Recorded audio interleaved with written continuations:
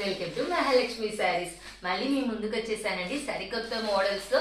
చూడండి, ఈ ప్యాటర్న్ వచ్చేసి డోలా క్రష్ అండి. చాలా చాలా బాగుంటుంది. చందేరి మిక్సింగ్ ఐటమ్ అన్నమాట. మొత్తం గోల్డ్ జరీ లైన్స్ ఉంటాయి.